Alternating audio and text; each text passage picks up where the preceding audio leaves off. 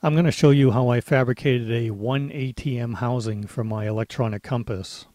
I'm using Schedule 40 PVC because it's easy to cut and glue, and because this is a non-critical component, a PVC housing should be more than adequate for this project. We'll look at some interesting depth rating calculations in a moment. I'm just going to use two 1-inch caps, a 2-inch piece of PVC pipe, and a little fitting I found made by SharkBite for plumbing applications that will give me the transition I need to seal the opening for the wire and make it waterproof. Now this is the depth rating data I got from the unstiffened cylinder calculator on PSUB's website.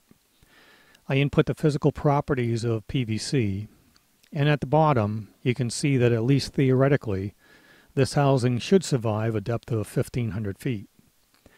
Now I think in practice it's debatable whether this PVC housing would actually survive that depth, but since the maximum depth in my specific instance is going to be 600 feet, it's showing almost a 3-to-1 safety margin. And again, this is a non-critical component that costs $30. So if it fails at depth, it's not a safety issue and it can be easily replaced. Here's the compass sensor, a CMPS-12, which is available from a number of suppliers. It's tilt compensated, which means it holds the heading even when it's moved off horizontal in pitch or roll. And this is important because it doesn't take much of an offset from horizontal to really impact the heading output on an electronic compass. This model supports I2C and serial protocols. I'm using it in serial mode, and it provides very fast heading updates. If there is a weakness on this model, it's that the sensor, meaning the PC board generally, has to be installed in a horizontal plane configuration. So that sort of limits how you install it on your vessel. But for $30, we'll overlook that small limitation.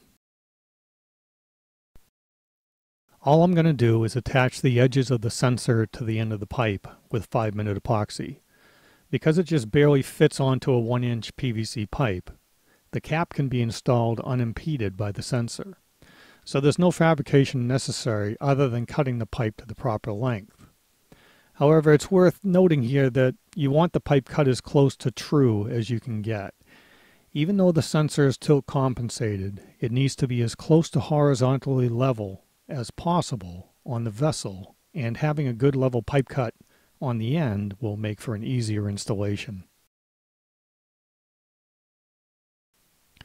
To fasten the sensor to the end of the pipe, I'm going to use 5-minute epoxy from the hardware store, which is plenty strong enough for this application. Later, I'm also going to use some hot melt glue on the inside of the pipe to help keep the sensor in place. Now, there's no reason you couldn't pot the sensor fully in epoxy or even oil compensate the housing if you wanted to use one of those alternative methods. If you do decide to pot the entire sensor, I would suggest just making sure you use a slow curing potting compound so that the heat from the cure doesn't damage any of the IC chips on the PCB.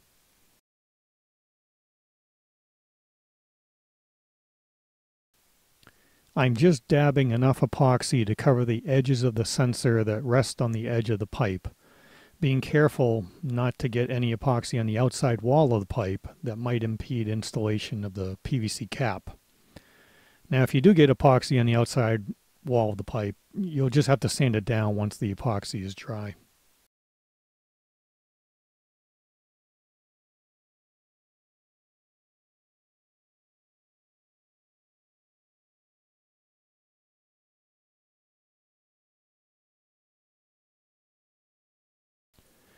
I use some tape to hold the sensor in place while the epoxy sets.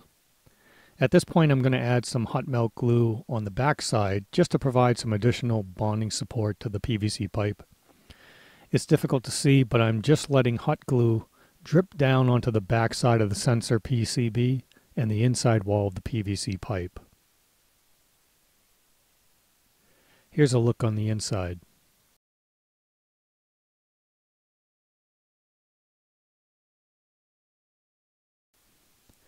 It's been about 15 minutes and the epoxy has set up. I'm just checking by touch to make sure. It's not tacky, so it should be safe to pull off the tape. The hot melt glue on the inside is already dry and set.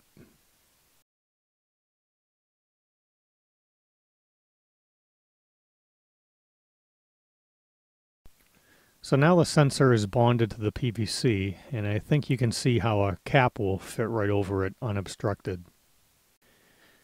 Before I glue the cap on top of the sensor to seal it, I need to isolate from which side the sensor recognizes north to ensure the compass is correctly mounted physically on the vessel. In other words, when the vessel is pointing north, I want to make sure the sensor is properly positioned to recognize that direction as north. This particular sensor recognizes north on the side where the electrical wires connect to it. Of course, once I put the caps on the pipe and seal it, I won't have a visual reference to the sensor, so I'm going to mark the pipe on the north side and then carry that mark onto the caps when I glue them on. When the housing is complete, I'll paint a permanent line on the caps to indicate the north side of the compass.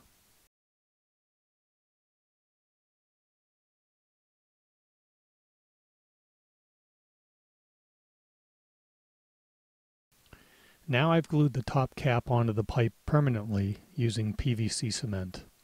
I know it's difficult to recognize the pipe size from the video, so let me remind you at this point I'm working with 1-inch diameter Schedule 40 PVC. You can see the mark I made to indicate the north side of the compass, and I'll transfer that line to the top cap before I glue on the bottom cap. And here's a view of the inside. Now I'm leaving this one at 1 atmosphere because I believe the PVC housing is going to be plenty strong enough for the depths I'll be diving at. But again, you could certainly pot the entire inside of this housing if that was your preference. Sealing the unit is just a matter of gluing another cap onto the end of the pipe. As it turns out, these particular caps had little nubs on them, and so I decided to use those as my north indicator. You can see that I've positioned them with the line I drew earlier to indicate the north side of the sensor. Finally, I drilled a hole and tapped it to 1/8 inch national pipe thread to accept a transition piece that I can seal with epoxy to make this watertight. And here's the completed PVC housing. Now I chose to seal the housing just using epoxy in the transition piece, but you could use a blue globe compression fitting or fabricate some other method to make the housing watertight.